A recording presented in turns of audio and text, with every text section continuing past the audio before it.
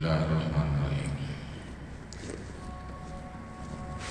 മരണവാർത്ത കേട്ടാൽ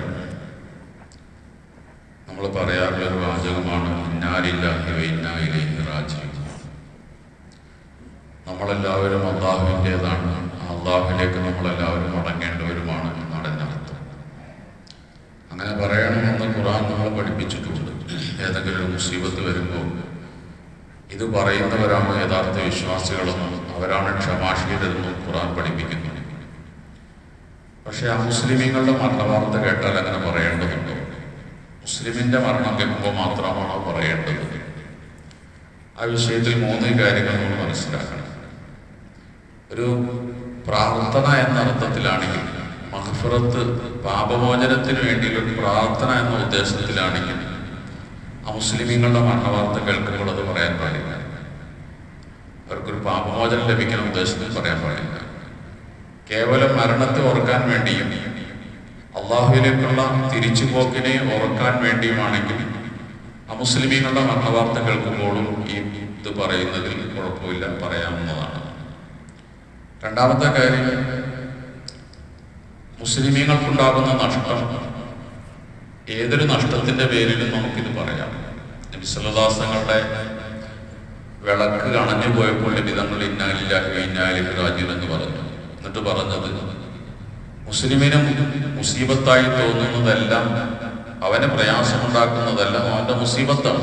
ഏത് ചെറിയ കാര്യം ഉണ്ടായാലും, കറണ്ട് പോയാലൊക്കെ ഇന്നാ ലില്ലാഹി വ ഇന്നാ ഇലൈഹി റാജിഊൻ എന്ന് പറയും.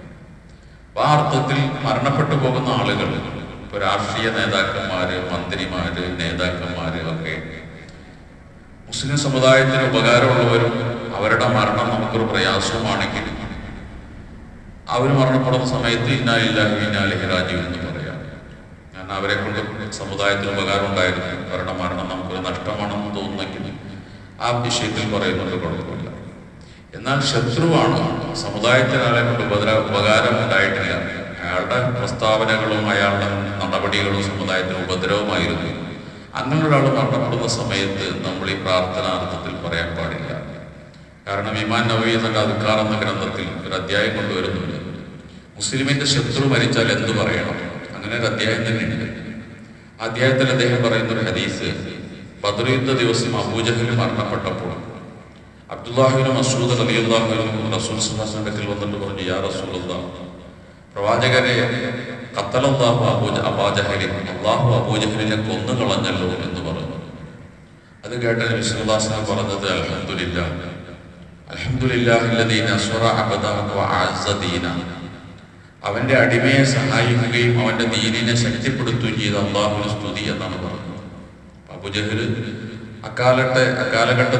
എക്കാലഘട്ടത്തിലെയും മുസ്ലിമീങ്ങളിൽ പൊതുശത്രുവായിരുന്നു. അവന്റെ മരണത്തിൽ പ്രവാചകൻ അല്ലാഹുവിനെ സ്തുതിക്കുകയാണ് ചെയ്തത്. പൊതുവെ നമ്മളൊരു ശത്രുവായ മനുഷ്യനാണ് മരിച്ചതെങ്കിൽ അത് കേൾക്കുമ്പോൾ പറയേണ്ടത് അൽഹംദുലില്ലാഹ് എന്ന് തന്നെയാണ് പറയേണ്ടത്. മൊത്തത്തിൽ ഇത് വളരെ സൂക്ഷ്മത പാലിക്കേണ്ട ഒരു കാര്യമാണ്. പൊതുവെ ഇത്തരം കാര്യങ്ങൾ ശ്രദ്ധിച്ചുകൊണ്ടായിരിക്കണം ഇത് നമ്മൾ പറയേണ്ടത്. മുസ്ലിമിന്റെ മരണത്തിൽ പറയുന്നതിന് പ്രശ്നമില്ല. പക്ഷെ മുസ്ലിം ആണെങ്കിൽ പോലും ചില സന്ദർഭത്തിൽ ഒരു സമുദായത്തിന് ഉപദ്രവം ചെയ്ത ആളുകളായിരിക്കും. മുസ്ലിം ആയതുകൊണ്ട് മാത്രം കാര്യമില്ലല്ലോ, നാമധാരിയാണ്, സമുദായത്തിന് പ്രയോജനമില്ലാത്തവരും സമുദായത്തിന് ഉപദ്രവം ചെയ്തവരുമാണെങ്കിൽ അവന്റെ കാര്യത്തിൽ പോലും ഇത് പറയുമ്പോൾ നമ്മൾ ശ്രദ്ധിക്കേണ്ടതുണ്ട് എന്നാണ് ഈ കാര്യങ്ങളൊക്കെ നമ്മൾ പഠിപ്പിച്ച് മനസ്സിലാക്കി തരുന്നത്. അല്ലാഹു തആല കാര്യങ്ങൾ മനസ്സിലാക്കാൻ തൗഫീഖ് ചെയ്യുമാറാകട്ടെ. സുബ്ഹാനല്ലാഹി വബിഹംദിഹി, സുബ്ഹാനക വബിഹംദിഹി, അഷ്ഹദു അല്ലാ ഇലാഹ ഇല്ല